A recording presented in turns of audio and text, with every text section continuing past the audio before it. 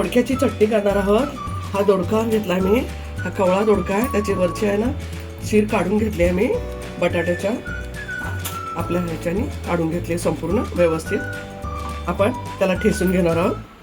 अर्धा चमचा हळद घेतली आहे, 3 मिरच्या घेतल्यात, लसूण जरा जास्त घेतलाय, आबडधोबड ठेसून घेतलाय, एक बारीक कांदा चिरून घेतलाय, मीठ घेतलंय, चवीप्रमाणे घालायचं, तेल घेतलंय आणि थोड्या शेंगा आहेत, आबडधोबड वाटून घेणार आहे। आपण प्रोसेस बघणार आहोत।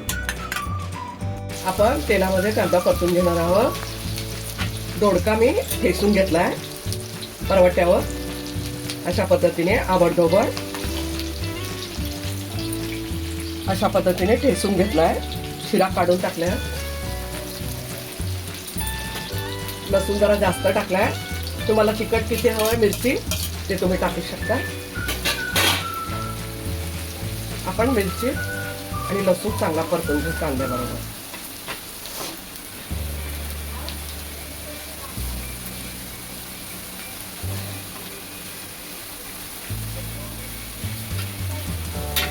आपण मीठ टाकणार आहोत, चवीप्रमाणे टाका तुम्ही पण।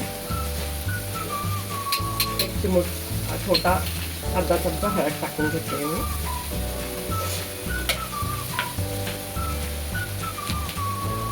हा दोडका ठेसून घेतलेला होता परवट्यावर, तेल टाकून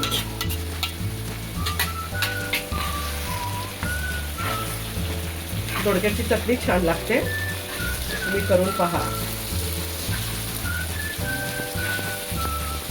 पण 5 मिनिटे परतले होतं, दोडक्याला पाणी सुटतं ना, त्यानंतर कोथिंबीर मी दाखवायचे विसरले होते, पण कोथिंबीर पण टाका, छान लागते।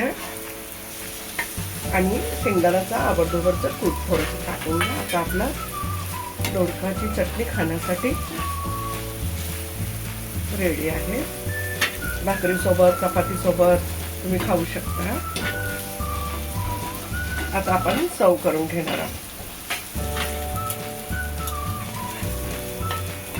आपण दोडक्याची चटणी सर्व केलेली आहे। मस्त खा, स्वस्त राहा, आनंदित राहा, लाईक करा, शेअर करा, सबस्क्राईब करा आणि धन्यवाद।